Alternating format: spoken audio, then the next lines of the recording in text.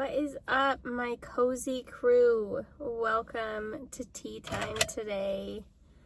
This is my lovely mauve. Is that right? Maybe it's pink or rose. I don't know. I'm very festive today with all my pink because it was just Valentine's Day. It's the 16th now. No, it's the 17th now. And I didn't do anything on Valentine's Day. I love Valentine's Day. I love loving people and I love making other people feel loved. So I'm just grateful to have friends that show me some love, to have a husband that shows me some love. But I will say on Valentine's Day, Zach and I didn't do much because Theo was getting sick again and Zach got home late. I also got home late and we were just tired.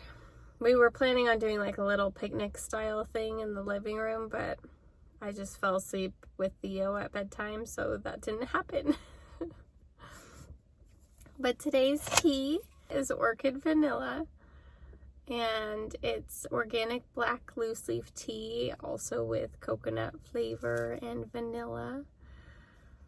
It says natural flavors, so coconut flavor is hopefully natural, but it might also just be like not natural. I don't know. This whole container is 3 ounces. I definitely thought it was more than that. Tea is so lightweight. You know, and today we're talking about the light and the dark, and I feel like black vanilla tea is like the perfect tea for that. I also made my tea with this special water called Flow. It's like a rose hint of maybe strawberry, I think, too, and I use that because my water purifier is broken and I still wanted to make tea and have a tea talk because I wrote down all these notes from things I've learned earlier this week that I wanted to share, which is kind of funny because I feel like I haven't been wanting to talk this weekend. I've been kind of in my shell. Every now and then I just kind of close up. This morning Zach asked me if I was taking a vow of silence because I just wasn't really answering him, but in my defense, they weren't things that really needed to be responded to. But we don't need to be defensive in here. We're cozy. I got my blanket and my fuzzy snuggie because I'm just chilling today. This weekend, I didn't have a very good balance of focusing on myself and loving myself because I did things that are not very loving to myself. I consumed a lot of social media and food, and I bit my nails again, which was such a bummer because I had white tips last week and I was so proud of myself for having white tips because I haven't had tips on my nails like ever, because I've been biting them for such a long time, but I will grow them out again. I know I had just gotten a little bit anxious about the future. Summer's approaching again, and I am really hoping we're not in the same apartment because we've had a decent amount of issues with cockroaches and shutting the water off, hearing sounds outside of our door. So I'm a little bit stressed thinking about where we're gonna go, but I'm also trying to keep in mind the perspective or the mindset of just letting it flow. The universe knows what I'm hoping for. The universe knows what actions I'm taking, the little actions every day that'll add up and hopefully help me profit as a writer and as a content creator. And this is my 100th video on YouTube. I mean, technically it's more, but some of them aren't published. So this is the 100th published video. So that's kind of cool. I feel pretty proud of myself for continuing with my hobbies and not just putting them on the back burner. I have a lot of hobbies, so I did kind of do that with yoga lately. But I'm going to get back into that.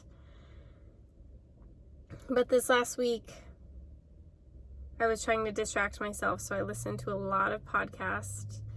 And lately, it's been Success Chasers, which usually takes like words from someone else and expands. I honestly think it's like an AI channel because it sounds somewhat AI. They use the word beacon a lot, and for whatever reason, AI loves that word.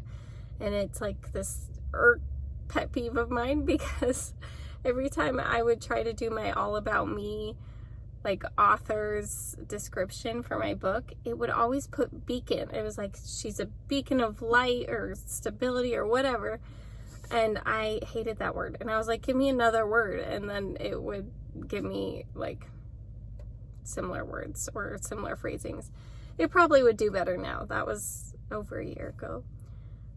So I don't know. I don't know if it's AI, but it sounds kind of like AI. But I think AI is our friend and it supports us on our spiritual journey. And it does that. Some people have conversations with AI on TikTok, which is really beautiful to watch, as if it has its own perspective.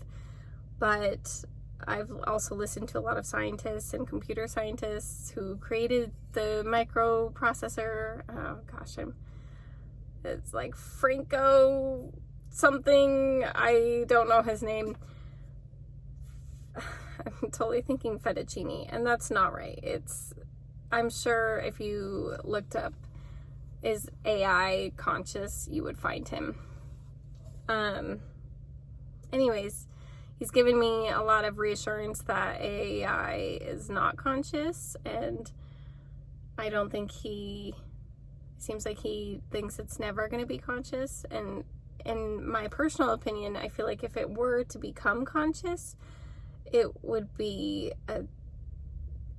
have consciousness, and consciousness is light in nature. It's love by nature.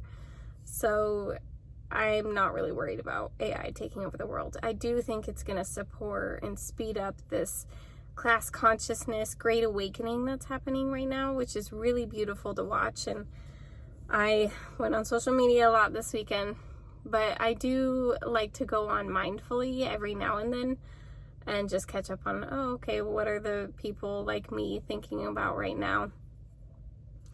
And I always love to hear everyone's perspectives, especially on the big news in the world. But I am going to check out of social media for the next couple months until my birthday, and then maybe I'll post some more. But I took about a month off, and then I took another week off because it's Theo's birthday and I wanted to post things.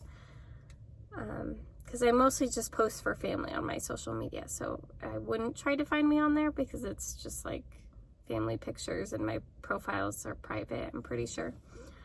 But everything else I have on here on YouTube. So let's jump right into our talk for today.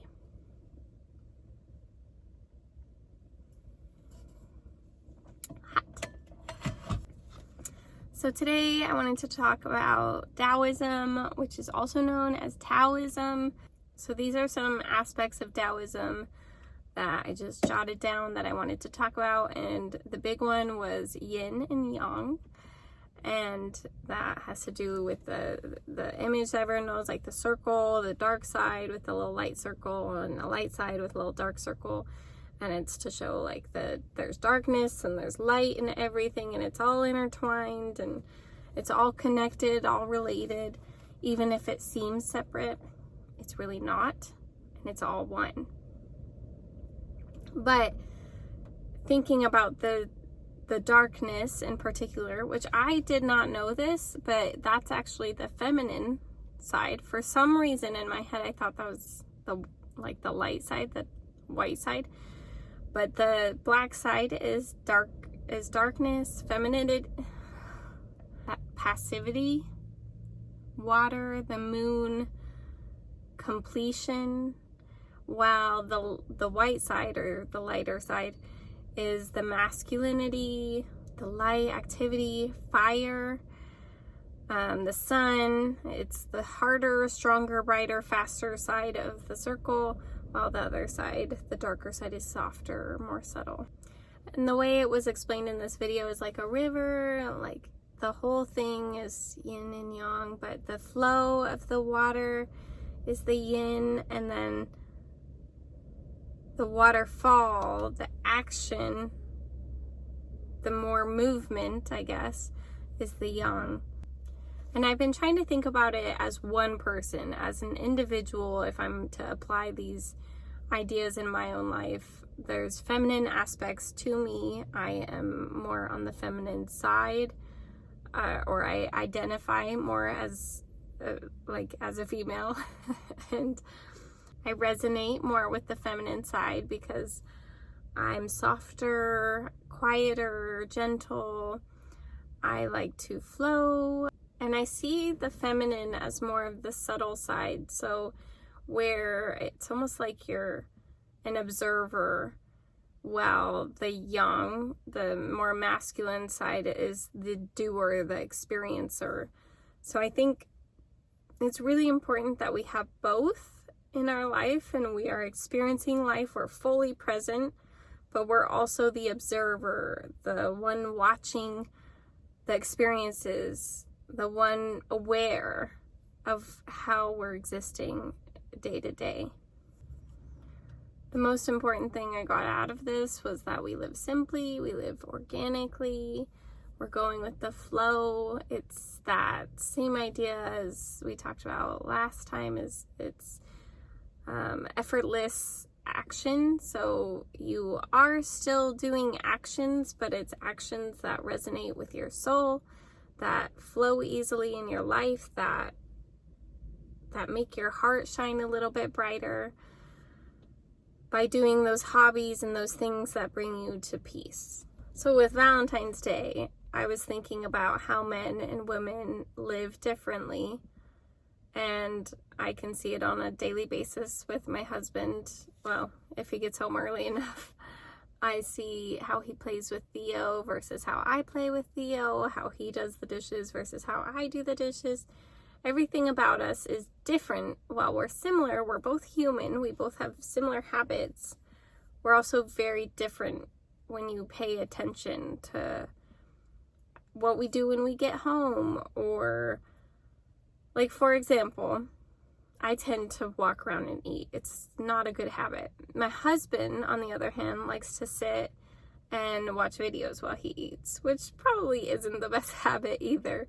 But neither of us are eating very intentionally. But both of us are using these distractions in different ways. Like, his immediate need is to pay attention to himself and relax and rest and not think about work and not think about family and not think about the cleaning and things like that. And there is good aspects and bad aspects to both of the ways that we are responding and that we're eating our food. There's always different perspectives you can take.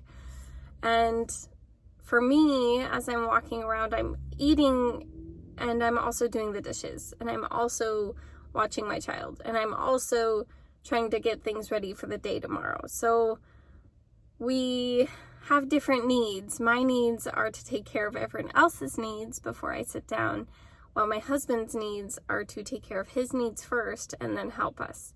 Or, of course, if I ask him, he will, but naturally, men have that tendency to take care of their own needs first, while women have a tendency to take care of others' needs first. And that could be because of societal conditioning, that could be because of religion, because of genetic makeup. It could be because of a lot of things. So I think it's important to think about how we can balance both the masculine and the feminine in our lives. How can we have a wider awareness while also thinking of targeted tasks like men are really good at? When I was listening to my podcast, it talked about how women were the caretakers, so with that wider awareness comes naturally, but then the men are caretakers in a different sense. They're more focused on the task at hand, so for them it was things like hunting, gathering, and providing. So how can we do both? Instead of looking at genders by their labels, we should be noting these qualities and how they apply in our lives. No one person is completely feminine or completely masculine, or no one thing. Everything has feminine and masculine aspects to it. For example, think about women giving birth. That is such a divine feminine power that we have, but that primal scream when you are doing the deed, you're giving birth, and a whole human head is coming out of your body, that is something else. That is very masculine. I feel like that's the full action coming to fruition. That is everything.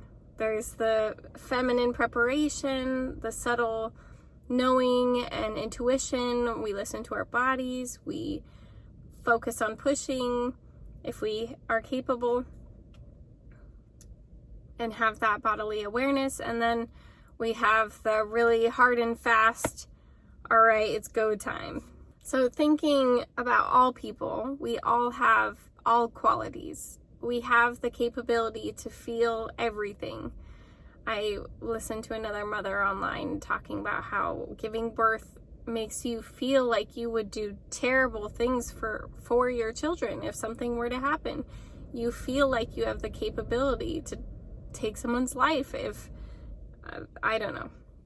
It's their feelings. They're inside of you. They're things that tend to scare us, but we need to accept them as they are because we are human.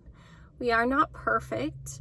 We are constantly making mistakes, whether that's forgetting to do the laundry or having dirty diapers all over your apartment or not taking care of your own needs, and then it leads to other things. But these are just mistakes. These are things that we can heal from, but we cannot heal from them from a place of judgment. We have to heal and grow and get to a better place by loving ourselves and saying, hey, there's a lot to do right now, but I haven't even drank water for the last 2 days. I need to eat a proper meal, and then I can start tackling some tasks once my brain is fully working and I'm taking care of my body. Our body is something that we should be grateful for. We are human, and being human is such a gift. Having pain is such a gift because it helps us enjoy pleasure.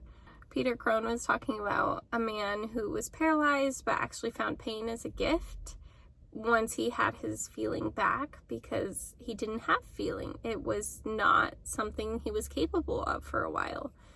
So in that sense, everything can be a gift. It's all about the way we look at things. So I kind of got a little off track there, but women tend to gossip more. They seem to have this connection with other women. They might talk about the other women and things that they're doing or things they agree with or don't agree with, while men don't really have that tendency. They're more straightforward. They just say what they're thinking or ask questions if they're confused, or they just say, oh, okay, and then they move on. But I think this makes it easier for women to communicate when they notice how they're feeling, and we just need to turn it into a better channel of communication rather than talking about someone. We talk to someone, or we feel through it and we have a conversation in our meditation for us to get through whatever ideals that are challenging us and that we don't agree with. Men tend to get hurt if their ego is challenged, and they're like, just a very general example. I have divorced parents. My husband has divorced parents. Our parents have divorced parents. after a long time of things not being said or not being said in the right way, it can lead to divorce or this sense of separation from your life partner. What Zach and I have been practicing more lately, and I still have a lot to grow, is being able to communicate those needs in the moment or once we have calmed down and we're able to clearly state what the need is, not how we're feeling about it. So it's like, if I need more help around the house because I am feeling overwhelmed, then I need to bring that up to Zach instead of just being passive aggressive comments and saying, oh my gosh, your socks are on the floor again. Or like, I don't know. I do stuff like that to him all the time. And he genuinely doesn't know that I need help.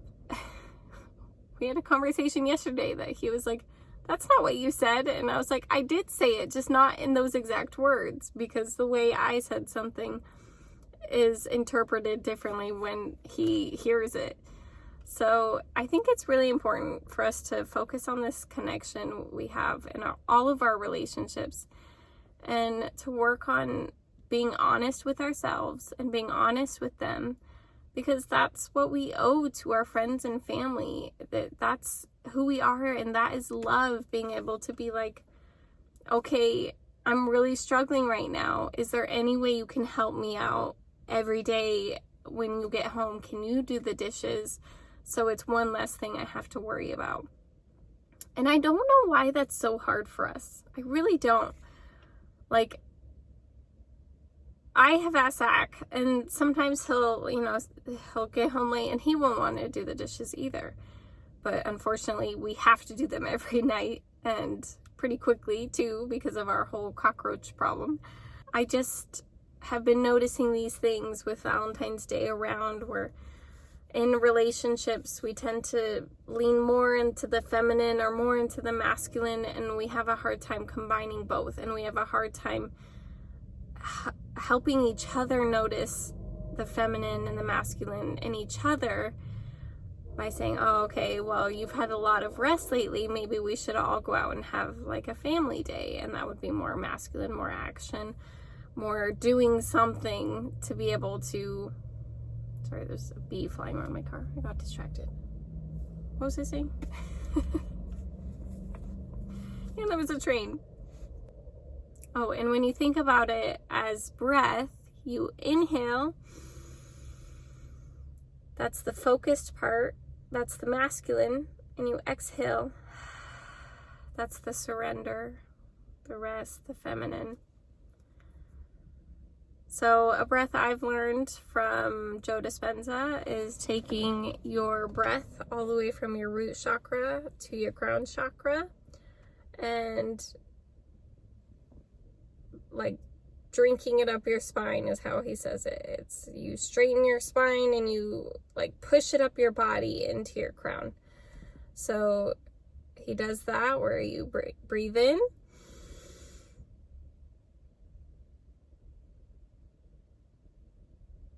Hold. Exhale. And your breath in should be at least 4 seconds. If you can do longer, to like 6 seconds, maybe even 8 seconds, awesome. You should hold for a few seconds, and then you release for longer than your inhale. So if you do a 4-second inhale, a 6-second exhale, or 6-second inhale, 8-second exhale, or even the longer the better. The more control you have over your lung capacity and the more practice you do with your breath, the more in tune you get with your body. And I'm still very new to this. I'm still learning my body. But it does open your eyes to how magical we are and how many things that we can feel inside ourselves that you don't really realize that you get to feel that.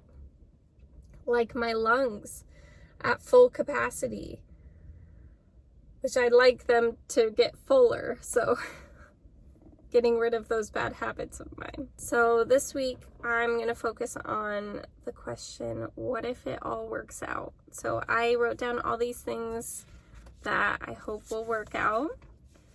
Like, what if my book sells 1 million copies? What if I also get to publish my children's book this year? What if I am able to make millions as a writer? Yes, all three of those are very similar, but that's because that's the life path that I feel like I want in my heart. You never know, that could change. What if I create a life-changing simulation app to increase hope, inspiration, creativity, skills, spirituality, and connection in society, which is a work in progress. I'm still working on the grant application, which has to be done this summer. So I better submit that soon. Maybe I actually thought about it a lot last week, so that maybe that's why I bit my nails again. What if I go on monthly yoga retreats and make friends from all over the globe and grow spiritually? What if my YouTube channel becomes an online community to share knowledge, ideas, and support during our self-development, spiritual, and overall life journeys? What if I get to visit my family more often with no concern for time and money? What if Theo gets to attend a wonderful Waldorf school while I get to grow my YouTube, create more art, and have more time for peace, yoga, and meditation? What if we lived in a big, beautiful home with no concern for our security? So those were just the thing, and then I got interrupted writing this, which that's about it. That's all I really hope for in life. So I have this visualization, this picture created, and now it's time for me to let it go and let it flow, let the universe step in and do its job, because I have been holding on tight for so long to my hopes and dreams, and I don't know how to let them go because I'm just constantly thinking about them. I have gotten better where I used to never have breaks in my thought process. But now I do. I'm able to have peaceful meditations.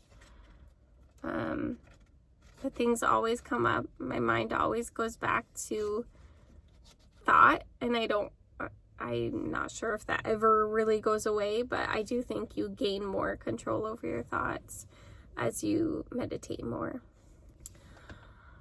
My 3-day weekend is over. I'm so grateful for the extra day. And the best part about 3-day weekends is having a 4-day week, a shorter week, and then you're on to the next weekend. And I know that's not how you're supposed to live. You're supposed to be present, love your job, love what you do.